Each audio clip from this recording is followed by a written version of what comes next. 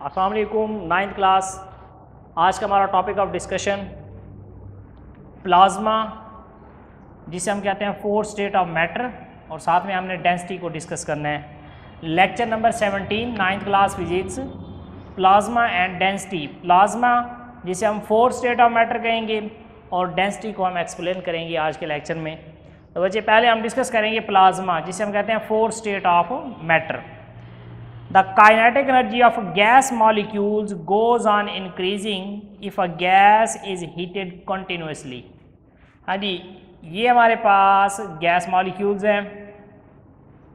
अगर हम इसको कॉन्टीन्यूसली तरीके से हीटअप करें तो गैस मॉलिक्यूल्स की जो काइनेटिक एनर्जी है वो बढ़ जाएगी। काइनेटिक एनर्जी क्या होती है? Energy due to motion, motion की वजह से।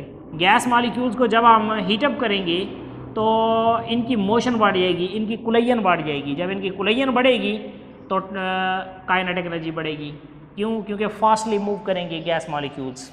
तो गैस मॉलिक्यूल्स के फास्टली मूव करने पर इनकी काइनेटिक एनर्जी बढ़ जाएगी। तो यही बात उसने यहाँ पर की है। Kinetic energy of gas molecule goes on increasing if a gas is heated continuously. अगर गैस को आप कॉन्टीन्यूसली तरीके से हीटअप करेंगे तो उनकी काइनेटिक एनर्जी बढ़ जाएगी। दिस काजेज, इससे क्या होगा? The gas molecules to move faster and faster. इससे क्या होगा कि गैस मॉलिक्यूल फास्टर से फास्टर क्या करेंगे? मूव करेंगे। Then the collision between the atoms and molecules of a gas become so strong that they tear off atom.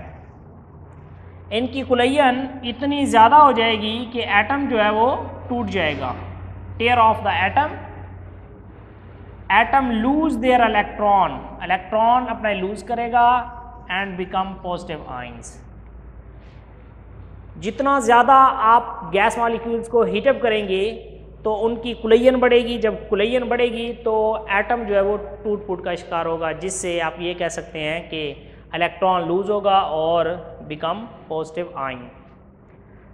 अब ये जो आयनिक स्टेट है, ये जो आयंस बन रहे हैं, इसको हम एक नाम देंगे। This ionic state of matter is called plasma. इस आयनिक स्टेट ऑफ मैटर को हम कहेंगे प्लाज्मा। इसकी एग्जांपल देखिए, flame is a form of plasma. आग का शोला जो होता है हमारे पास, वो प्लाज्मा की एक स्टेट है, जिसे आप ये कह सकते हैं कि plasma is in highly conducting state में होता है, बहुत ज़्यादा टेम्परेचर होता है उसका। Plasma is also formed in a gas discharge tube when electric current passes through these tubes they glow। बड़ी बड़ी हमारे पास ट्यूब लाइट्स पहले होती थी, इनमें हमारे पास होती थी गैस। इस गैस में से जैसे इलेक्ट्रिक करंट पास आउट होता था तो ये ग्लो करती थी। आजकल हम ज़्यादा इस्तेमाल, अब तो हमारे पास LEDs आ गई हैं, तो आप ये कह सकते हैं जो neon tube lights, fluorescent tube lights जो होती है हमारे पास, उसमें जो ग्लो होता है वो ग्लो एक्चुअली प्लाज्मा को रिप्रेजेंट कर रहा होता है। तो सन के ऊपर, सन से जो एनर्जी हम गेन कर रहे हैं वो भी हमारे पास क्या है? In the form of plasma. या वेल्डिंग करने के लिए जो आर्क्स हम इस्तेमाल करते हैं वो भी प्लाज्मा स्टेट में होते हैं। तो this ionic state of matter is called plasma. Plasma is the form of, flame is the form of plasma. आग का जो शोला होता है हमारे पास वो प्लाज्मा की फॉर्म में है। Plasma is also formed in A gas discharge tube, जो कि अभी मैंने बताया कि नियॉन ट्यूब्स लाइट्स जो हमारे पास, इनकैंडिसेंट लाइट बल्ब, या जो हम बड़ी बड़ी हमारे पास ट्यूब लाइट्स होती थी पहले हम इस्तेमाल करते थे, अब LEDs का ज़्यादा इस्तेमाल हो रहा है। तो उसमें क्या होता था? गैस होती थी, उस गैस में से जब इलेक्ट्रिक करंट पास आउट होता था तो ग्लो उसमें आता थी, चमक आती थी। तो वो भी हमारे पास एग्जांपल है प्लाज्मा की। तो ये एक बहुत बड़ा एक्सपेरिमेंट भी है। Plasma is called the fourth state of matter. Matter की फोर्थ स्टेट को हम प्लाज्मा कहते हैं, इन विच, इसमें क्या होगा? Gas occurs in its ionic state.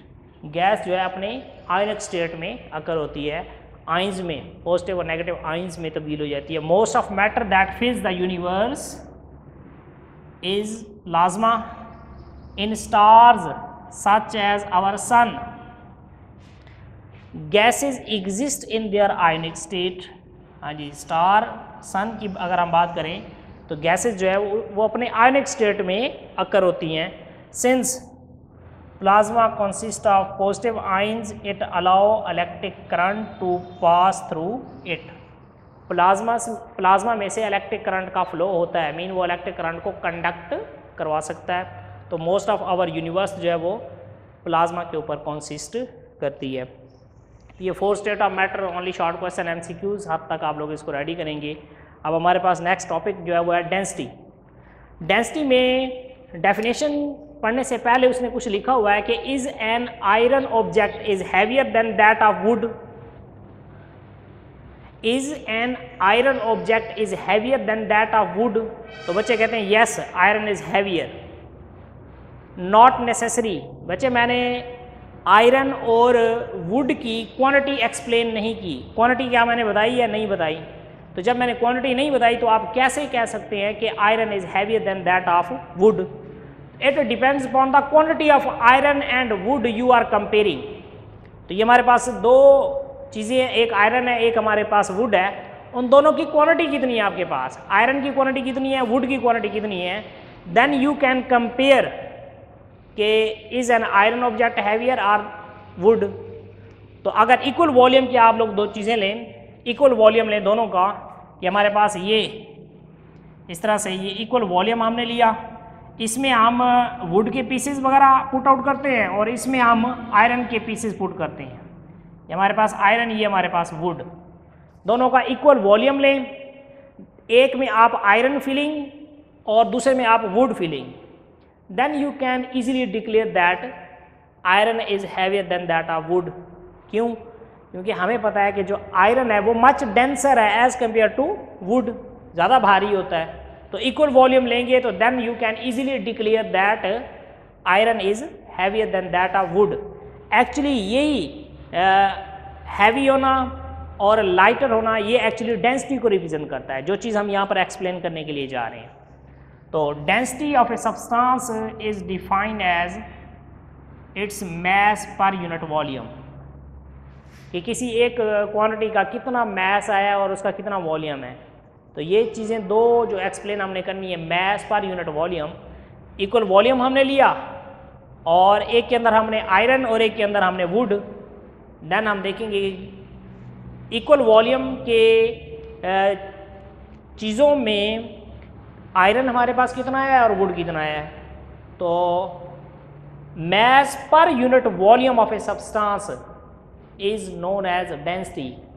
Density is equal to mass of a substance divided by volume of a substance. Mass कितना है हमारे पास, वॉल्यूम क्या है, इन दोनों की रेशो को हम डेंसिटी कहेंगे। डेंसिटी को एक सिंबल है हमारे पास रो, ये हमारे पास एक सिंबल है रो, डेंसिटी को रिप्रेजेंट करेगा is equal to mass m, v is the volume of that substance. Density is equal to mass per unit volume. Unit कैसे बनेगा? यूनिट फार्मूले से बनेगा। यूनिट मैस का होगा किलोग्राम, वॉल्यूम का मीटर क्यूब, लेंथ विड्थ और हाइट तीनों मीटर में लेंगे तो मीटर क्यूब आ जाएगा हमारे पास। तो kilogram per cubic metre is the SI unit of density. अब यहाँ पर हम वाटर की डेंसिटी कैलकुलेट करते हैं कि हम 1 litre of water, 1 litre near about 1 kilogram के इक्वल होता है हमारे पास, कि मैस ऑफ हमारे पास वाटर होगा 1 किलोग्राम, उसका volume 1 litre is equal, 1 litre water is equal to 10⁻³ metre cube volume के इक्वल होगा। तो 5 लीटर किसके इक्वल होगा? 5 के साथ मल्टीप्लाई करते हैं, 5 मल्टीप्लाई बाय 10⁻³ तो डेंसिटी, अब मैस भी आ गया, वॉल्यूम भी आ गया वाटर का।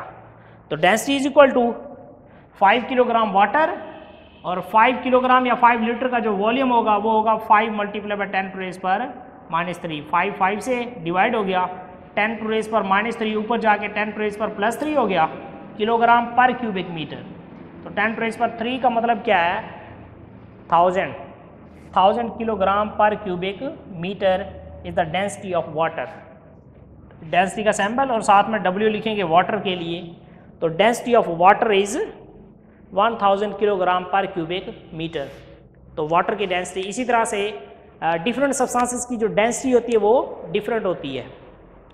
वो आप साइड बॉक्स टेबल में आपके पास एक पूरी एक टेबल बनी हुई है डेंसिटीज़ की, कि आइस की जो डेंसिटी है वो 920 किलोग्राम पर क्यूबिक मीटर है, वाटर की density 1000 kilogram per cubic metre है। इसी तरह से और भी काफ़ी सारी सब्सटेंसेस हैं पूरी एक आपके पास टेबल बनी हुई है, वो आप लोग क्या करेंगे, रेडी करेंगे। और साथ में एक हमारे पास डेंसिटी इक्वेशन है, जिसको हम यूँ कह सकते हैं कि हमारे पास डेंसिटी इक्वेशन में हमारे पास है density is equal to mass per unit volume. अब यहाँ से अगर आप मास कैलकुलेट करना चाहेंगे तो वॉल्यूम इक्वल की दूसरी साइड पे जाके मल्टीप्लाई हो जाएगा, आप इसे कहेंगे density multiply by volume is equal to mass. आप वॉल्यूम निकालना चाहते हैं तो volume is equal to mass, density नीचे क्या हो जाएगी हमारे पास, डिवाइड। तो इसका मतलब इन तीनों चीज़ों में से कोई सी दो चीज़ें आपके पास दी हुई हो, डेंसिटी और वॉल्यूम दिया हुआ हो तो मास कैलकुलेट कर सकते हैं, मास और वॉल्यूम दिया हुआ तो डेंसिटी कैलकुलेट किया जा सकता है। इसी तरह से वॉल्यूम कैलकुलेट करना हो तो आप मास और डेंसिटी आपके पास दिए हुए हो तो वॉल्यूम कैलकुलेट किया जा सकता है। तो ये डेंसिटी इक्वेशंस हैं, वो भी हमारे पास एक टेबल में बना हुआ है, ये भी आप लोग रेडी करेंगे। और इससे रिलेटेड एक एग्जांपल है, वो भी आप लोग करेंगे इसमें। तो बच्चे ये आज का हमारा टॉपिक ऑफ डिस्कशन था। इंशाल्लाह नेक्स्ट टाइम हम नेक्स्ट लेक्चर डिस्कस करेंगे। अल्लाह हाफिज़।